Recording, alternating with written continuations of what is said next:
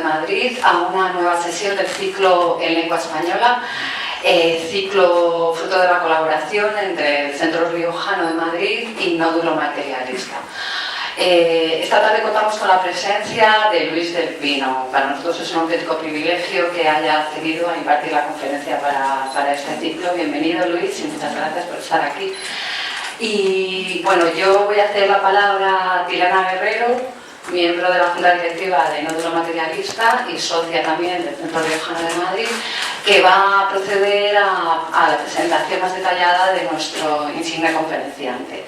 Bueno, pues muchísimas gracias por estar aquí, bienvenidos y buenas tardes. Muchas gracias, Teresa. ¿Ahora? Sí.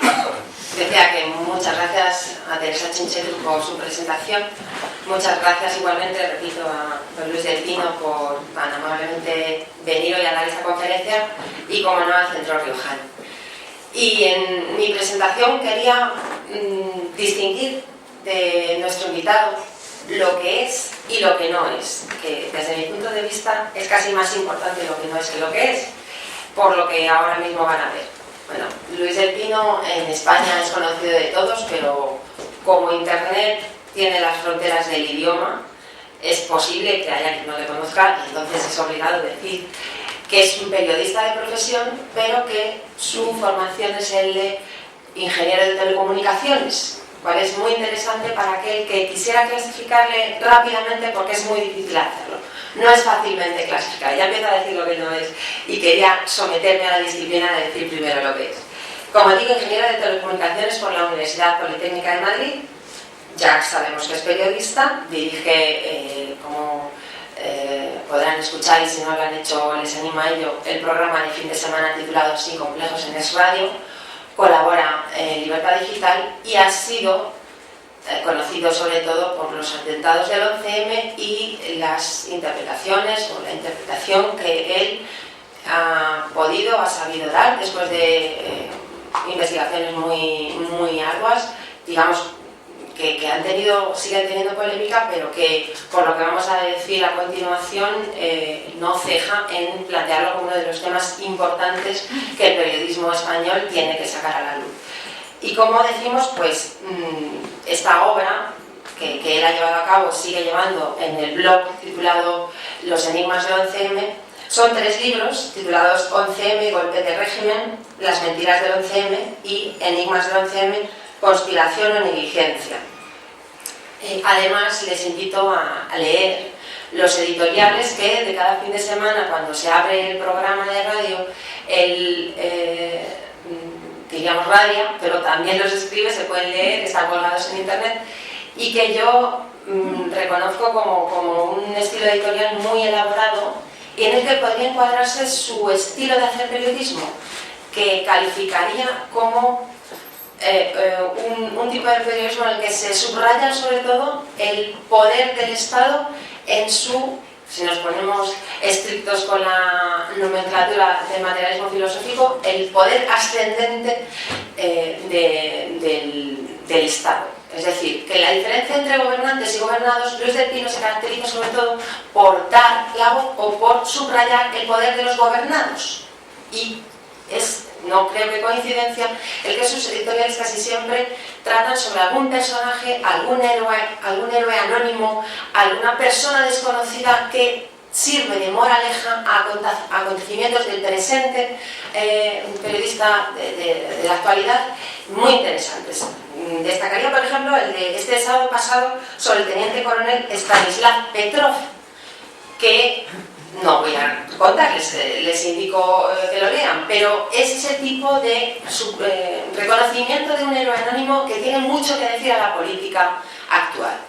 Y con esto entonces digo que no es Luis del Pino, porque si nos atenemos a su categoría profesional como periodista, pues podríamos fácilmente, por lo conocido que es y por lo importante que es su labor, ubicarle dentro de lo que llamamos la élite del periodismo nacional. Pero creo, es mi modesta opinión, que Luis del Pino no pertenece a la élite del periodismo nacional. ¿Por qué? Pues porque este es un sintagma sobre el cual Gustavo Bueno ha escrito un artículo y que analiza con detenimiento qué significa pertenecer a esta élite periodística nacional. por decirlo históricamente, de la democracia coronada española, desde 1978 en particular? Pues significa, en general todos podemos tener en la mente el tipo de periodista perteneciente a esta élite, pero si tenemos que decir rápidamente aquellos ítems o aquellos temas con los cuales se compromete y que formarían esa nebulosa ideológica de la democracia actual, tendríamos que decir que Luis del Pino no se ubica en ninguno de ellos. Es por ello que, podríamos decir, es difícil de clasificar, afortunadamente. Y diríamos, no es humanista. El humanismo que es tan del que adolece esta élite periodista nacional española, pues no pertenece Luis del Pino a este humanismo. No es pacifista tampoco, no le reconocería precisamente como un periodista pacifista. No es un patriota constitucional. No creo yo que Luis del Pino, cuando tiene que apelar a la patria, se refiera a un texto legal, no. Tampoco se ubica ni en la derecha ni en la izquierda, porque esto lo subrayo, no es nada maniqueo su periodismo, afortunadamente no se polariza en este sentido. No utiliza la expresión puesta en valor, cosa que le agradecemos, no utiliza esta idea tan manida de los valores y de la puesta en valor. Tampoco es un fundamentalista científico y podría, por su faceta de ingeniero, pero precisamente por eso, a lo mejor porque tiene libros escritos sobre ciencia, sobre tecnología, sobre informática, no es un fundamentalista en este sentido. Tampoco cree que la religión sea un asunto privado y tampoco cree que el diálogo sea la solución a todos los problemas. Así que yo creo que esto es suficiente, ¿no?, para poderle conocer, si es que hay alguien, como decimos, gracias a Internet, que le pueda conocer en este momento por primera vez. Y le doy las gracias por haber venido y la palabra, que creo que ya he tomado demasiada.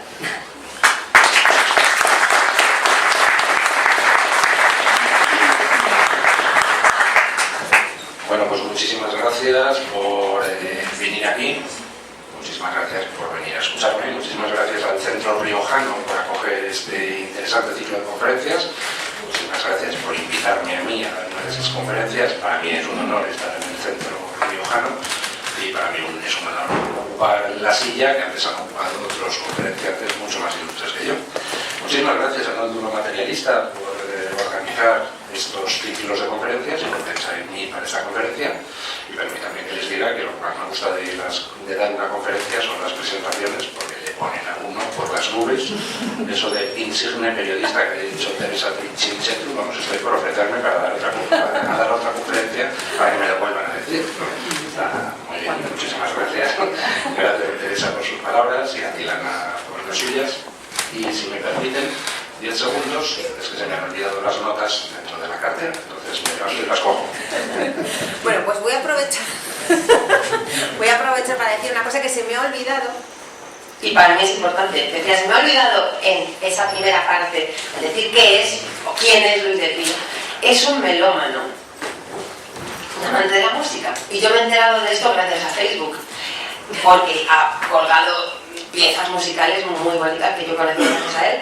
Y recomiendo en este sentido, ya que decía yo de los editoriales, el dedicado a la orquesta de Leningrado durante el asedio alemán en la Segunda Guerra Mundial.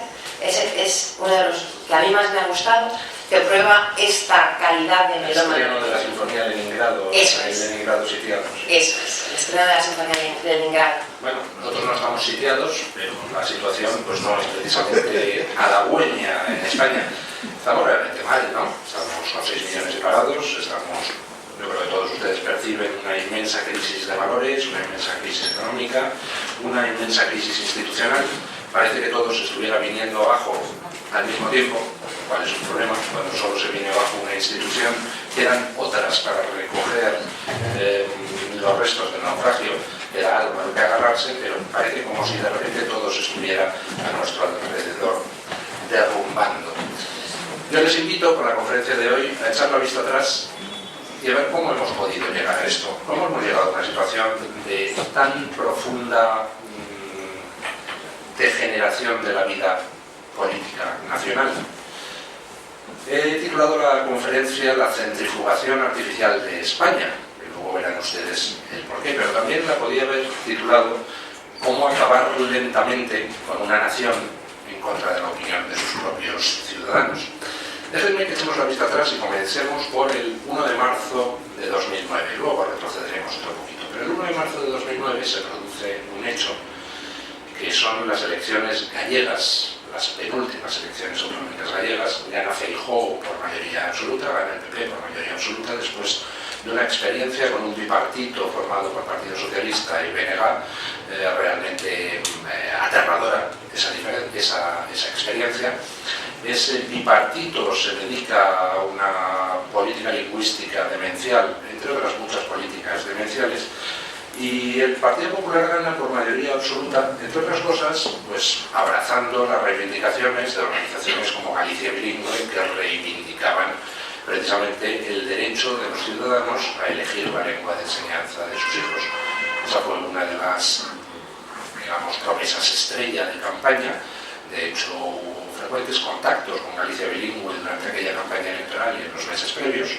Y lo que pasó es que el 1 de marzo de 2009 gana el PP por mayoría absoluta y automáticamente, si te he visto, no me acuerdo.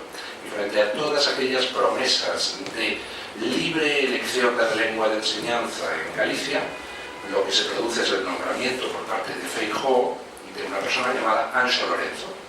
Anxo Lorenzo, procedente del mundo nacionalista, partidario de la gallerización de Galicia, y a esta persona se le nombra como responsable de política lingüística de la Xunta de Galicia, PP con mayoría absoluta.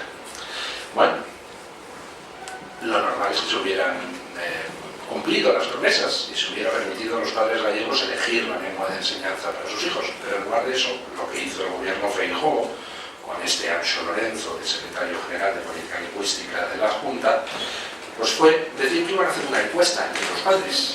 Vamos a ver qué es lo que los padres quieren.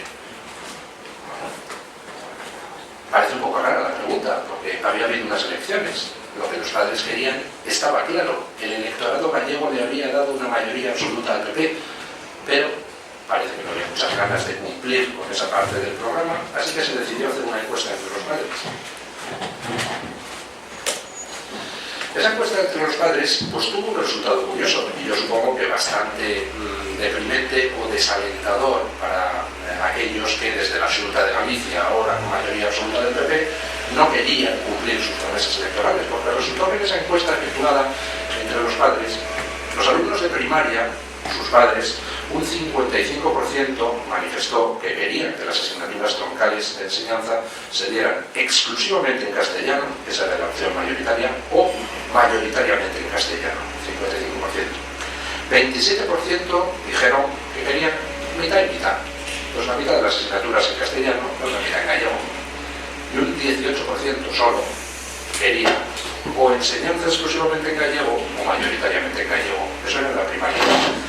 Los padres de secundaria pues tenían unos porcentajes parecidos, algo más de opinión a favor del gallego, pero seguía habiendo una clara mayoría de padres que querían enseñanza de las asignaturas troncales exclusiva o mayoritariamente en castellano, 49%, 24% querían enseñanza mitad y mitad y 28% enseñanza exclusiva o mayoritariamente en gallego.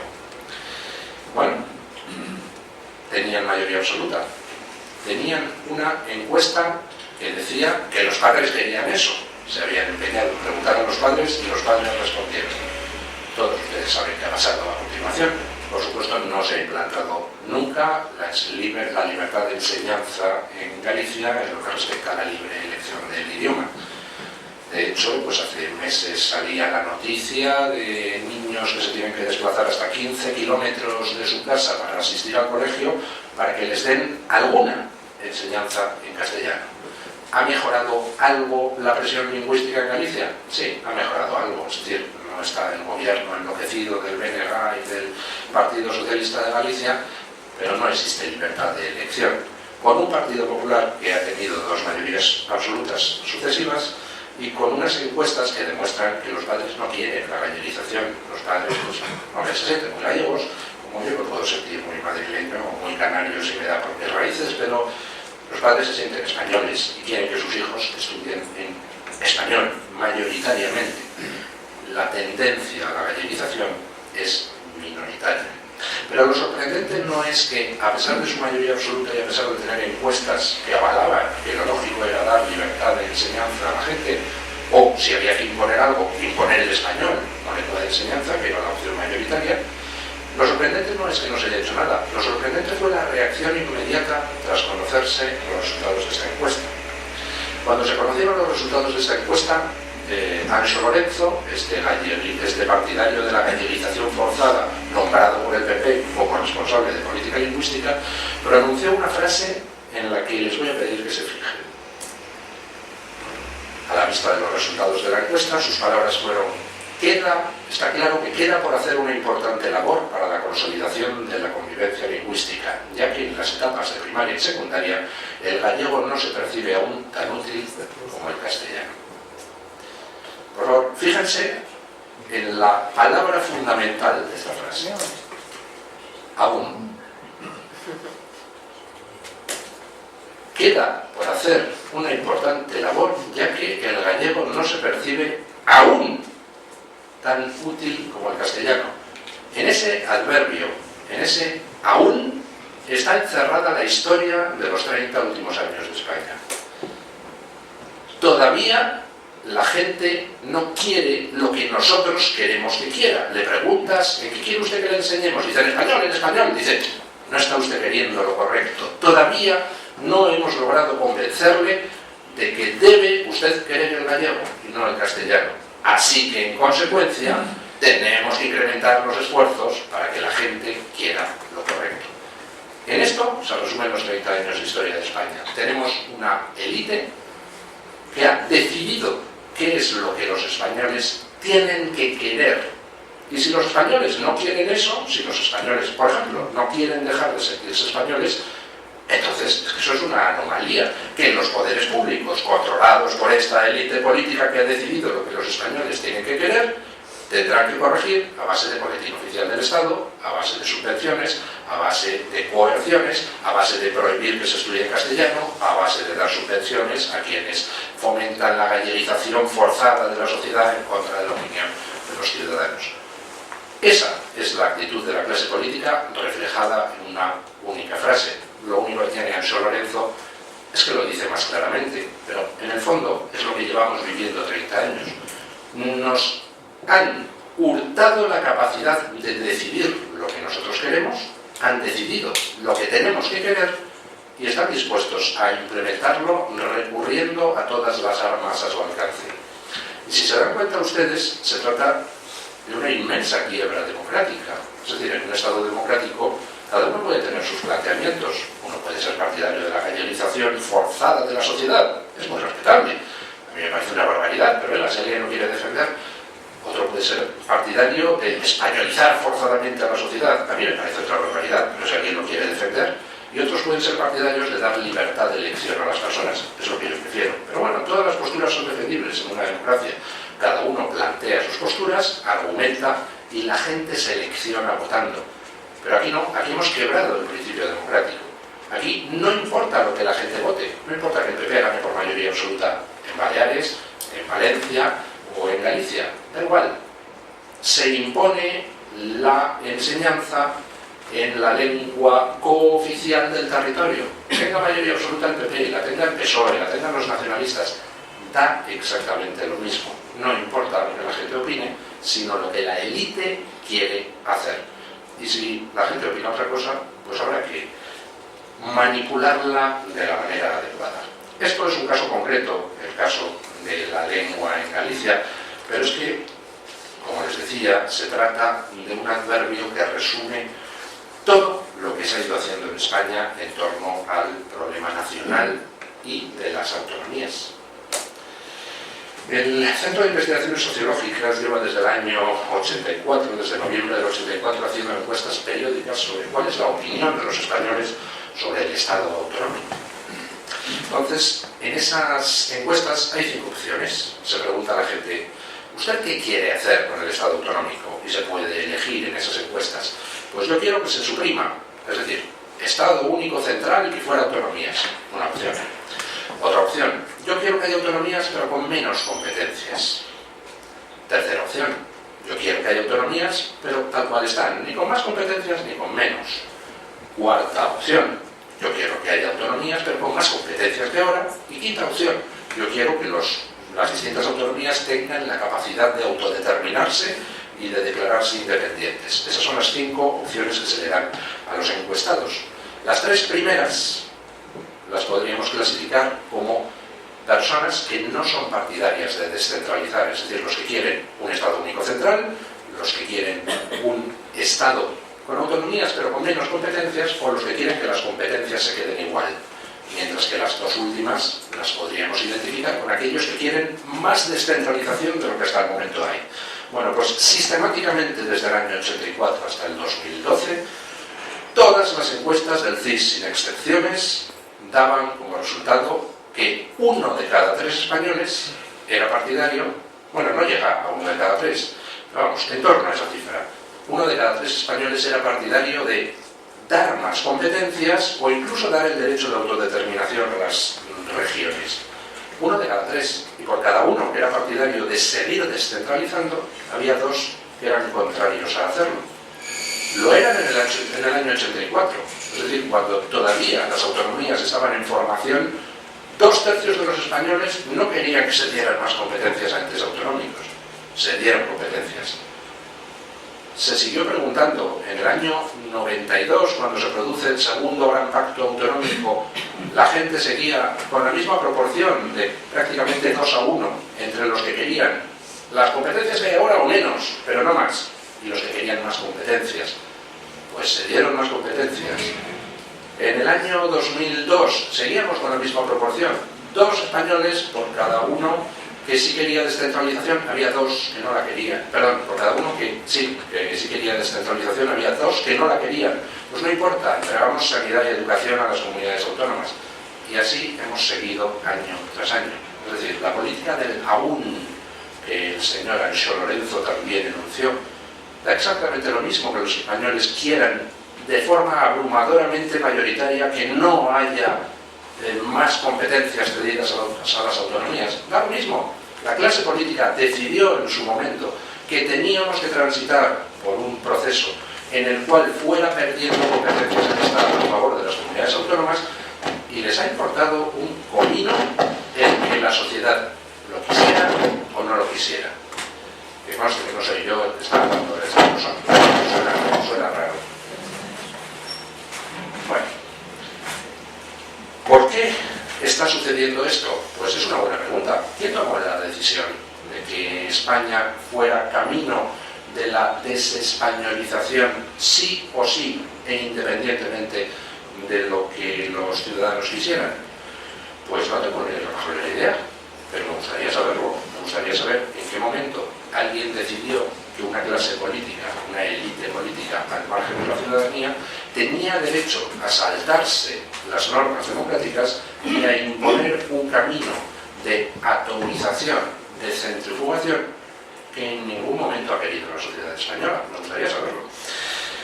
Además, ese camino no solo ha consistido en la cesión continua de competencias a las comunidades autónomas, quitándoselas al Estado. Ha estado acompañado por muchas otras cosas, y si se fijan ustedes en lo que han sido estos 30 años, pues hemos asistido a un proceso de desaparición de los símbolos nacionales. Los símbolos españoles han sido proscritos de cualquier tipo de acto público. ¿No? Los partidos políticos que en otros países no tienen ningún problema en utilizar sus símbolos nacionales, en España los esconden, tanto el PP como el PSOE. En esta última campaña electoral en Galicia, por ejemplo, pues yo publiqué una foto en Twitter. Aquí está el acto inmenso del PP gallego, ni una sola bandera nacional por ninguna parte. Me respondió rápidamente, muy indignada, una militante del PP gallego: no es verdad, mire, aquí en esta esquina hay una bandera. Muchas gracias por la aclaración, señora. No solo eso, sino que incluso en los vídeos publicitarios de la campaña gallega del PP gallego, pues sacaron las nuevas generaciones de Galicia un vídeo muy gracioso donde criticaban a los partidos de la izquierda y hablaban, pues hombre, tenéis que votarnos a nosotros, al PP, porque, en fin, pues si no, esto va a ser una amalgama de partidos, que si Izquierda Unida, que si el PSOE, que si el BNG, que si ANOVA. Y en ese vídeo promocional de las nuevas generaciones de Galicia había un detalle muy curioso. Cuando hablaban de Izquierda Unida, ponían una banderita española a su lado, para lanzar el mensaje de a estos no se les puede votar, no son gallegos. Y esto en las nuevas generaciones del PP.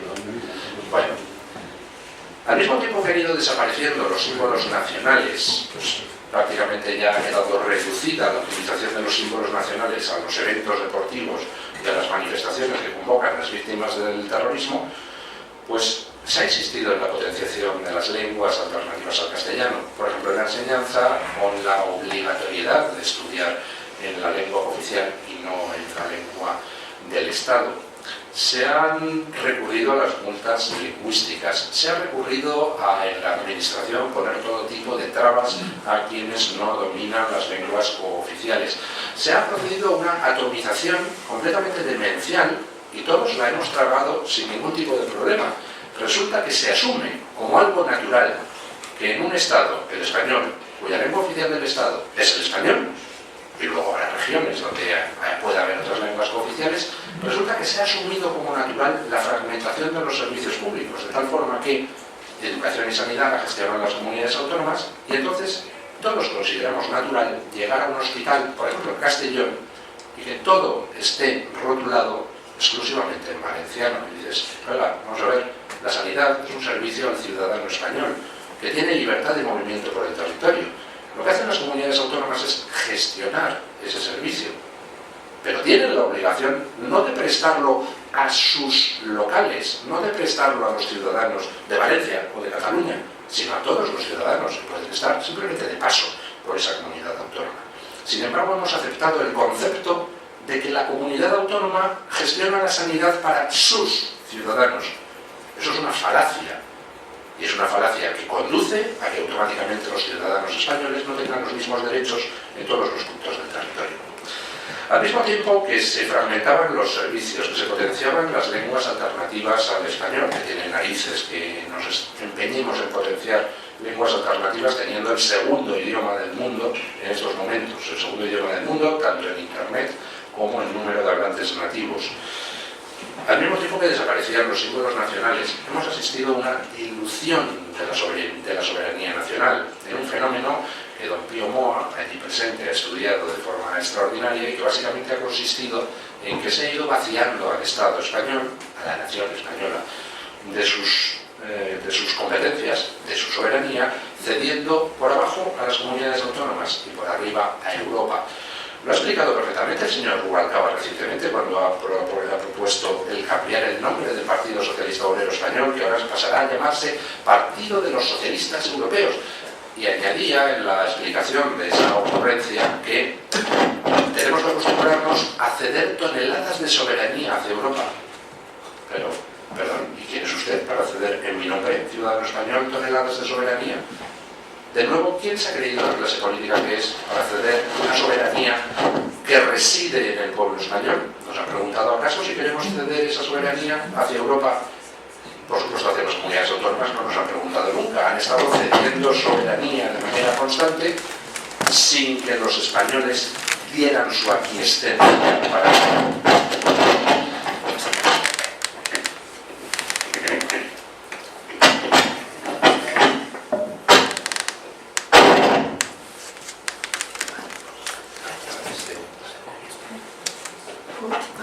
¿Se escucha?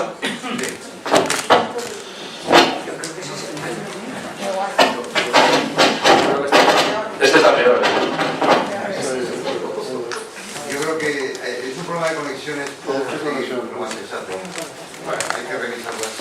Que van a haber revisado antes de esto, pero no yo. Si siguen ustedes mi programa desde hace mucho tiempo, probablemente les suene la historia de la cárcel de Pedraza. Pedraza, precioso pueblo cerca de Madrid, que tiene una cárcel del año de la Polca que se caracterizaba por ser una cárcel en dos niveles. En el nivel alto ponían a los delincuentes menores, por ejemplo, te robaba en algún sitio, en el nivel bajo ponían a los grandes delincuentes, a los asesinos, a los que cometían graves ofensas contra el rey. Y lo que tenía de peculiar esa cárcel era que el piso superior, el de los delincuentes menores, tenía una serie de agujeros en el suelo para que los delincuentes de arriba hicieran sus necesidades sobre los delincuentes de abajo. Con el tiempo la cárcel cayó en desuso y creo que fue a los años 50 o algo por el estilo, se excavó por fin el piso de abajo donde la mierda se había ido acumulando durante siglos, y allí aparecieron los cadáveres de algunos condenados que habían muerto y habían acabado enterrados en la porquería. Bueno, pues la política española en cierto modo es una especie de cárcel de pedraza, donde la única diferencia es que los que estamos abajo, que somos casi todos los españoles, pues no somos delincuentes. Si acaso hay algún delincuente es entre los que están arriba. Los que están arriba, nuestra élite política, la que decide por nosotros, la que piensa por nosotros, la que en un momento determinado selecciona qué es lo que los de abajo tenemos que querer, pues es la que se dedica a conformar el sistema a su antojo, a utilizar el sistema en su propio beneficio y a establecer un equilibrio de poderes en el que algún cabezahuevo, no sé quién, a lo mejor en alguna covachuela del CNI, pues se dedica a pensar sistemáticamente cómo llevar del ronzal a los españoles en la dirección que los de arriba quieren. En lo que sí se parece la política española en estos momentos a la cárcel de pedraza es en que las necesidades de los de arriba nos caen a los de abajo. Y estamos ya ahogadísimos en mierda con toda la que han ido acumulando los cabezahuevos que piensan por los españoles y deciden que los españoles deben dejar de serlo. En estos momentos hemos llegado ya al punto del no retorno. La porquería se ha acumulado hasta unos niveles insoportables. Hemos llegado a la ruina económica, a la ruina institucional, a la ruina pues, moral, no en el sentido de no en el sentido religioso del asunto, sino en el sentido de las meras costumbres.